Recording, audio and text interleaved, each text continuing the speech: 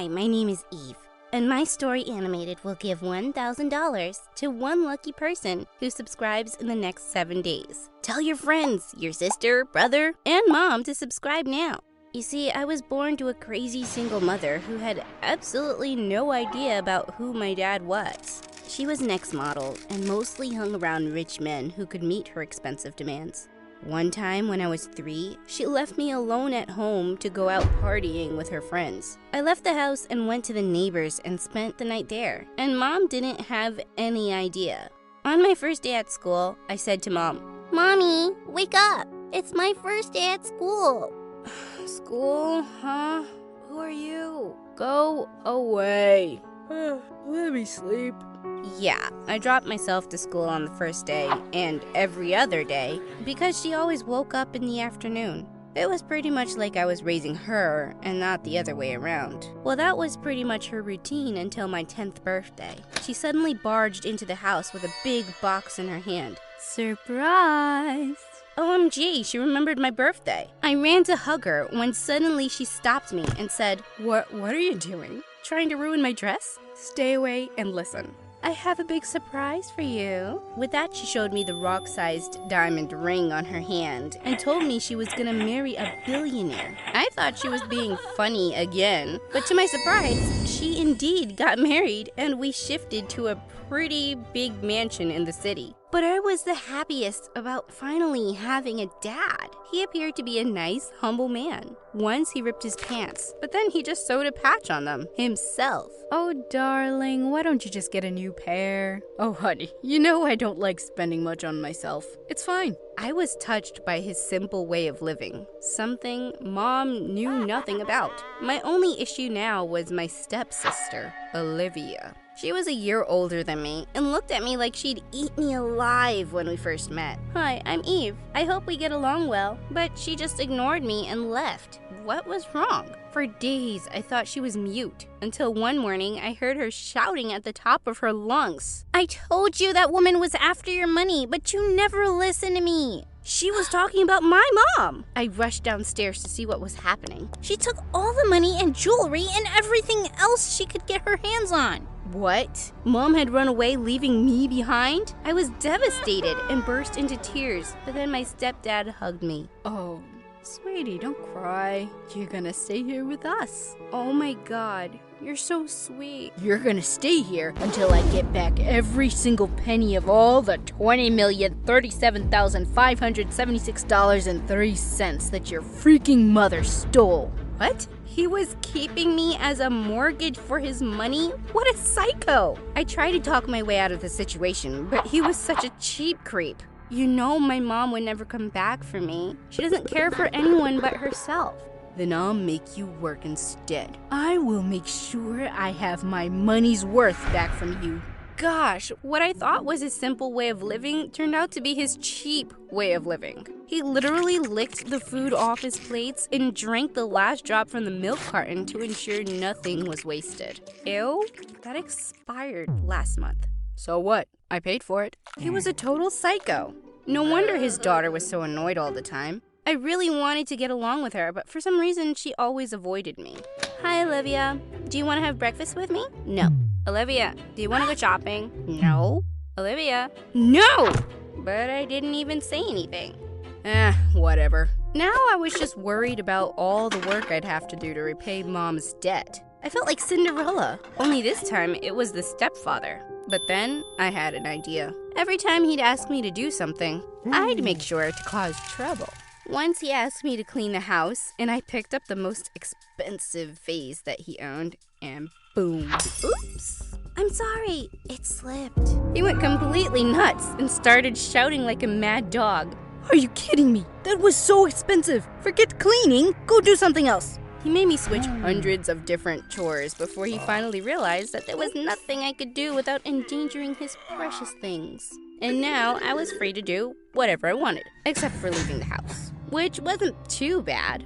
But I missed going to school. My stepdad had hired a teenage schoolboy, Tim, to tutor Olivia and me at home in order to save the expensive school fee. Tim was 2 years older than me and such a cutie. I had a huge crush on him. The next few years, I spent all my time learning from him, and we grew quite close. On my 14th birthday, he even bought me a cake.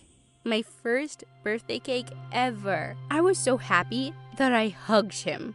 Eve, I have a surprise for you. Let's go out and celebrate. Go out? You know I can't. Stepdad'll kill me if he finds out I'm missing. No one will know, I promise. I'll get you back before he returns. Trust me. I could have jumped from Mount Everest if he asked me to with that look on his eyes. So that evening, we sneaked out of the house and he took me to a special place to surprise me. Open your eyes, Eve. The zoo? He brought me to a zoo on my birthday to surprise me. What was he thinking? How do you like it? Yuck! I hated it, but I had to pretend like I was amazed and excited by his surprise. I love it! I just can't wait to go in and watch all those animals. Imagine what it'd be like to see those sexy, hairy monkey legs up close. Yay! Huh, I knew you'd love it, 'cause you can actually relate to them so much, right? What? Relate to them? Did he think of me like some animal stuck in a zoo? All that time, he just kept yapping on endless information about all these animals that I couldn't care less about. By the time we reached home, I was so done with all the animals on this planet. And Tim. Hey, Eve, I just want to say, it was an amazing day. Yeah, whatever. This was it. I could no longer stand this weird place and the stupid people in it. I climbed up the window and packed all my stuff. But while I was climbing down the window, I heard some weird noises. I thought I was gonna get caught, but what I saw next shocked me. It was Mom climbing out of the window below me. Mom? What are you doing here? Susie? What are you doing here? You forgot my name? What's wrong with you? But I still recognize you after all these years. That's something. Oh, my baby. No. Mom, stop. We both fell to the ground in the bushes. What are you doing here? I'm here for you, baby. I don't believe you. And what do you have in this bag? Cash? Jewels? Money? No. Clothes. Who do you think I am? A thief? Yeah. Suddenly some lights turned on in the house, and I hissed to Mom. You tell me why you're here, or I'm gonna shout, and your husband will definitely send you to jail. Oh, no. Sweetie, I'll tell you. I found your dad. OMG! My dad? My real dad? You're not lying, are you? Of course not, honey. Have I ever lied to you? Okay. I swear on all my money. It was hard for me to digest the fact that Mom had come back just to make me meet my real dad and risk it all. But what if she was right? I had to see for myself. So we smoothly sneaked out of my stepdad's house and got on a plane. I was so excited. When I stepped out of the cab, my jaw literally dropped. This house was even bigger than my previous home. Is this where Dad lives? Are we gonna live here now? He's not cheap, is he? Oh no, he's an amazing man. When we got into the house, I saw an old man walking with a stick. I ran and hugged him. Hi, Grandpa! I'm so happy to finally meet my dad's side of the family. Oh, no, honey. That's not your grandpa. That's your dad.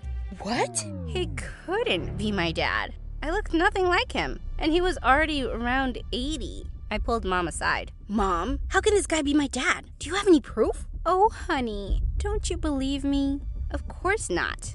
I didn't believe her, but then the old man came to me and said, My daughter, you've grown up so much. I feel so sad that we've never met earlier. And saying that, he hugged me tight. I could literally feel the warmth of his love. He was such a nice person. Well, even if I wasn't his daughter, I felt like I could just keep him company. The next few weeks were the best. We played, talked, and laughed together, and I literally felt like the happiest person on earth. Then one day, he told me that he was gonna put all his money and fortune under my name. No, you cannot do that. Why not? Because I'm not your daughter. I was afraid this might give him a heart attack, but what he said next almost gave me one. I know that. What? You know?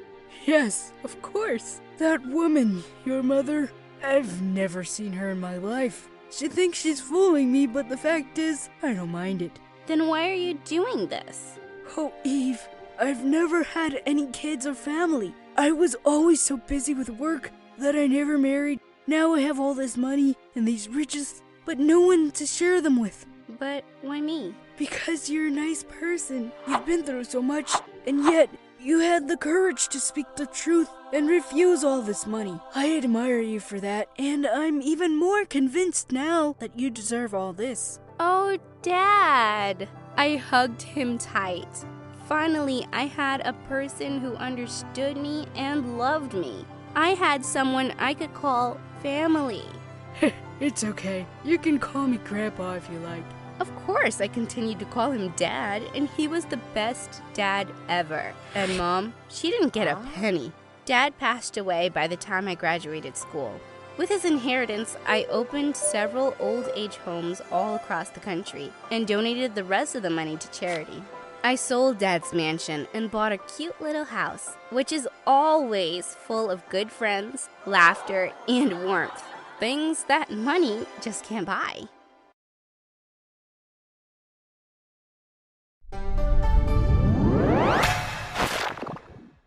Hello everyone, I'm Caroline, and I'm excited to share my story with you, despite it being a bit hard to talk about.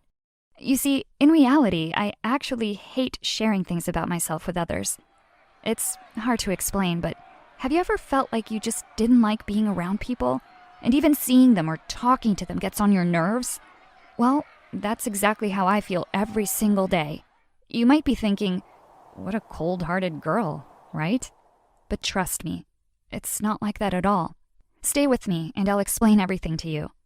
My story begins with my parents. Like most people, my parents dreamt about sharing their world with a child and building a beautiful family. I was their little baby, and that is why I was spoiled. Like, embarrassingly over-the-top spoiled. Looking back at old photos, I could see that my parents had given me every single thing I had ever asked for. However, all of these things were just materialistic. The truth was, they never made an effort to focus on my personality and interests. And this is where the problems began. Up until I was in first grade, life was pretty peaceful. My mom was a stay-at-home mom, so I never had to go to kindergarten before starting school like all the other kids. Because of that, I'd never really socialized with other kids. So you can probably imagine the nightmare I went through when I started school and suddenly had to deal with all of these other people. I had to listen to every single child screaming and being hyperactive. I was in complete shell shock. And on top of all this, an older kid approached me and he tried to hold my hand. He smelled so bad and his hands were dirty. I got scared and pushed him away and started hysterically crying. I made such a scene. And shortly after, my mom arrived to pick me up and took me home. On the way back home, I was shaking uncontrollably. I was traumatized. I thought to myself, that school was a place that I never wanted to go back to ever again. My mother didn't quite get what was happening. She was so confused. You might be thinking that I was being overly dramatic, but the truth is I really hated it there. And after that incident, it didn't get any better.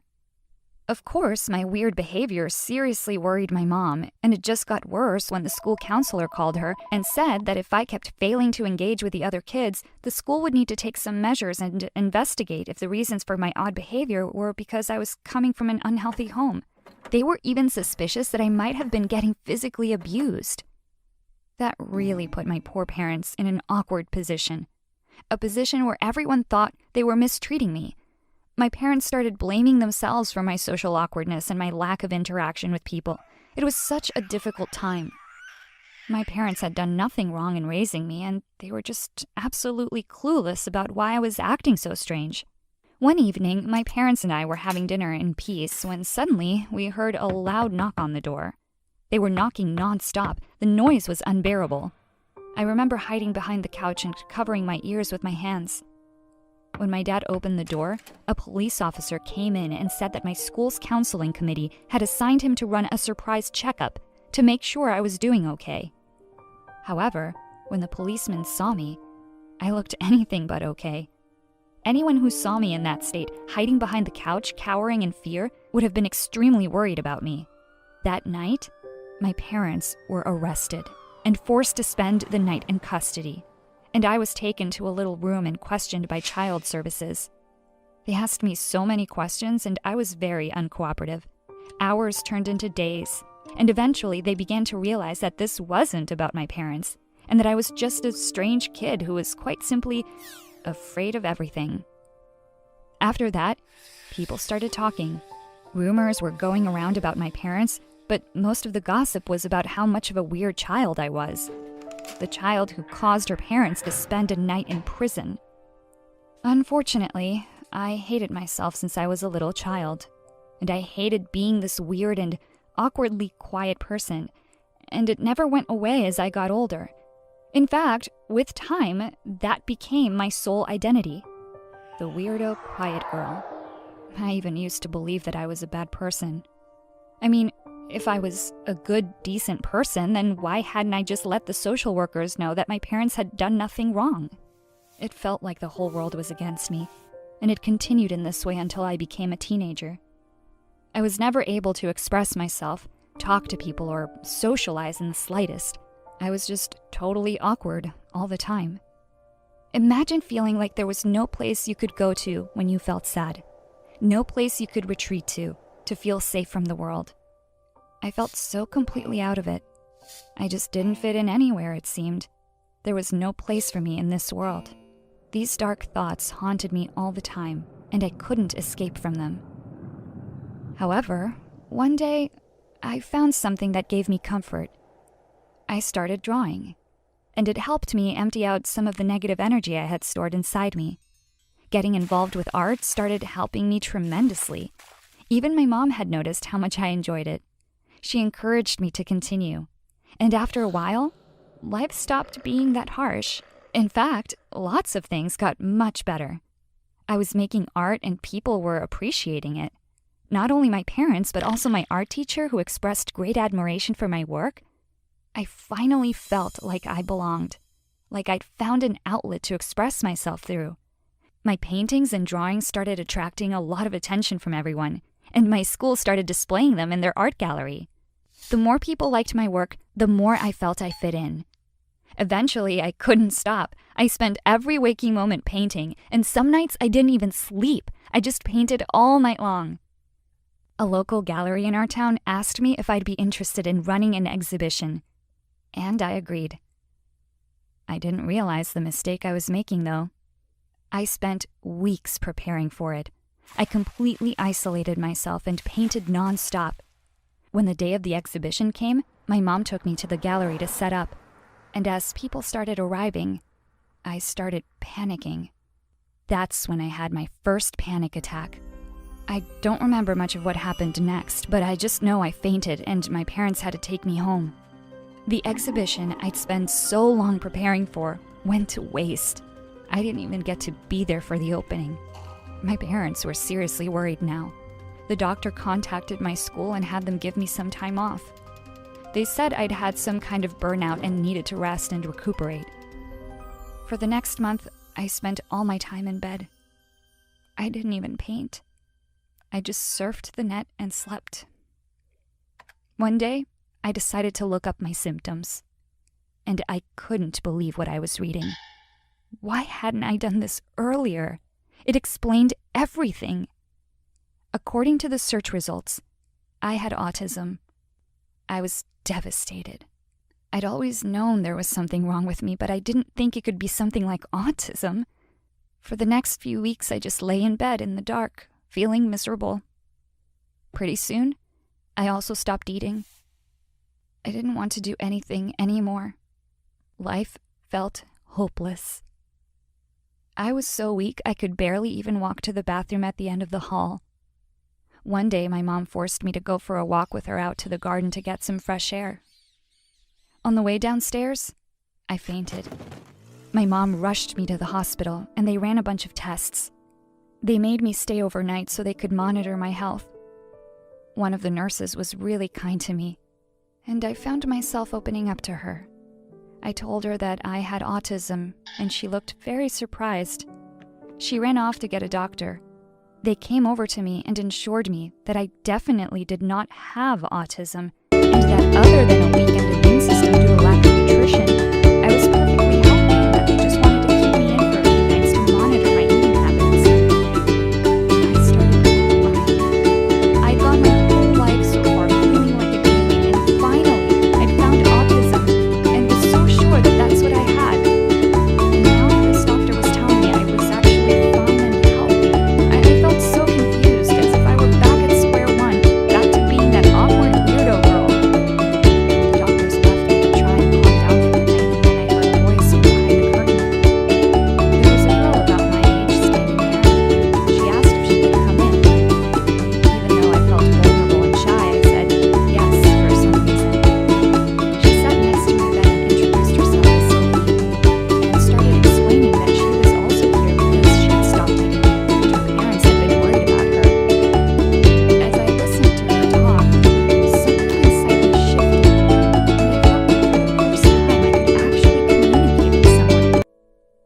started talking to her about my art and how I felt awkward around people, and she said she felt exactly the same.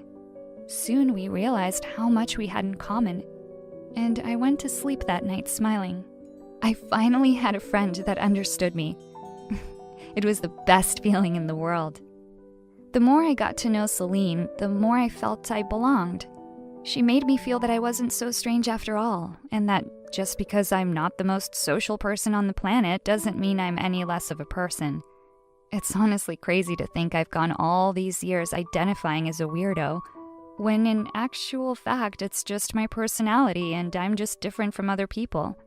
We can't all be super bubbly and outgoing. I wish I'd met Celine earlier when I was a kid. But then again, sometimes we need to go on these self-growth journeys alone, and better late than never, right? Here's to friendship.